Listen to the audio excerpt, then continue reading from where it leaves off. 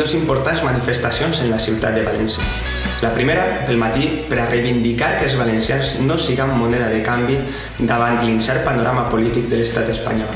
La segona, per la vesprà, per a reivindicar que els valencians tinguem un sistema de finançament just. A dia d'avui, els valencians estem patint un sistema de finançament en el que no ens dona ni per a pagar els servicis bàsics.